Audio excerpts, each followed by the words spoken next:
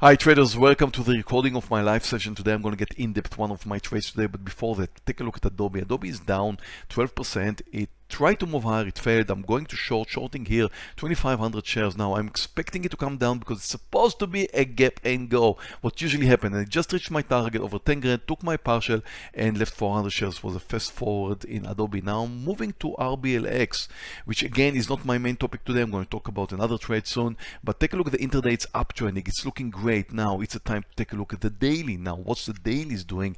Beautiful daily.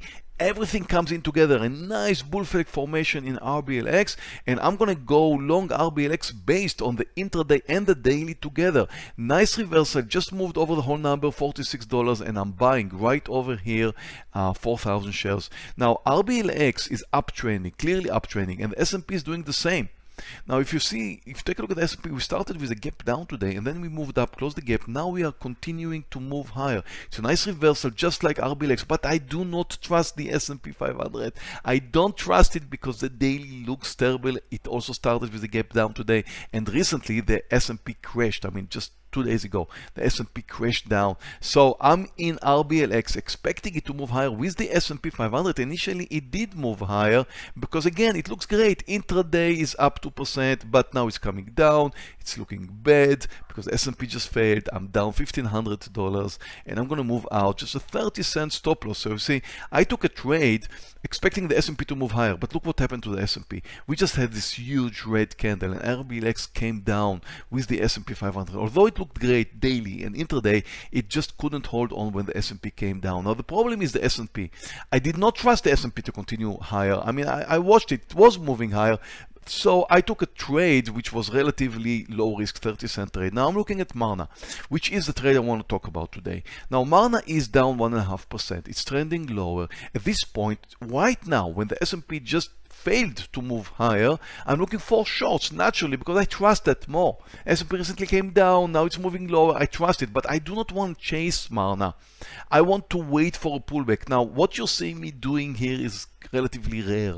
Mrna is now moving up from the lows. I loved it once it reached the lows, but I couldn't take it because now it's approximately 1 point from the lows, and I feel like this could be a technical point where I could short it. I will not chase a stock down. I was looking for a good trade. Mrna is relatively weak. It's weaker than the market. It's down 1.5%. The market just came down, it's around zero, it's turning red, but Mrna is weaker than the market. So I'm shorting here 2,000 shares, again being careful because I was up like 9 grand after the first trade. Then I moved down. I made another mistake with Adobe, added on the short side at the time when the market was still moving higher, so I had a small loser. And then RBLX, and then I'm up like 6 grand now. So again, I'm looking at the S&P 500. You can see the daily of the S&P 500, and you can see that the S&P is trending lower, very clearly trending lower. We're at the point of a breakdown now. Last week we moved up. It was a very strong week. Now we're coming down. We are at the breakdown point. This could be a very strong bear flag formation right from here. So I trust the downtrend more than I trust the uptrend.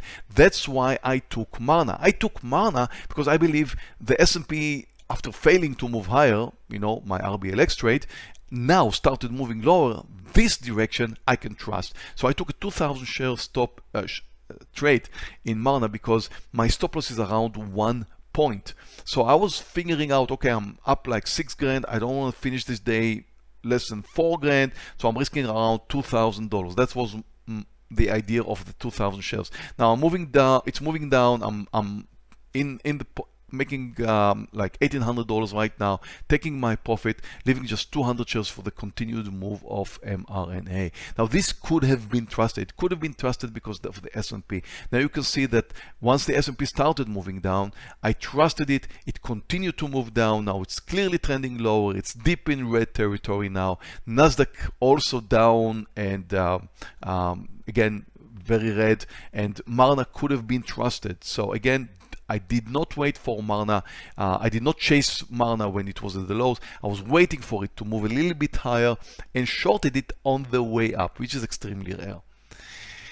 Now, I do have a winner in Mrna. I'm still riding 200 shares. I have a loser in RBLX. I have a winner in Adobe, and I'm up almost 8 grand, actually touching the 8 grand mark with my open trade in Mrna right now. So what I do want you to realize from what happened today is that when you trust market direction, you can take a trade. Like, I did not trust the market direction with RBLX. I looked at the market, it was uptrending, I couldn't resist it. I should go with the market direction. So I took a trade which had a 30-cent stop loss RBLX, and I ended up losing money.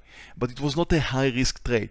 And then I was up around 6 grand, and my next planned trade, which I did trust, was Mrna, but I wanted to know that I'm going to finish this day over 4 grand. So I took 2,000 shares, expecting that in case I have a loser, in case the market changes direction once more, then I'm going to finish up over 4 grand. Now, I'm lucky to finish at around 8 grand, but the main idea was I could have trusted the S&P. Once the S&P changed direction based on the daily, that is the direction. This is the direction I could have trusted. That's why I took my Mrna trade. And once getting into the Mrna trade, again, remember, don't chase a stock when it's down. Wait for a pullback and then short it. Sometimes you may miss a good trade, I know, but don't chase it as it comes down. Wait for a pullback, short it, or long it, depending on the direction, of course. And I hope this was a good educational video for you. And if you did like it, please give me a like, because it helps my channel and helps more people like you enjoy day trading videos.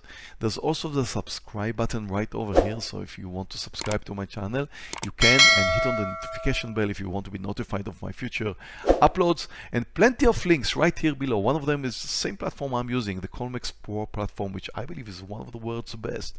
And please start with a demo account. Never trade your a live account when you're just starting out. Trading is extremely hard, and most traders do lose money. So please start extremely careful demo trading with trading demos, and then when you feel you're comfortable enough, move to a live account. Thank you very much for watching this video, and I'll see you in my next video.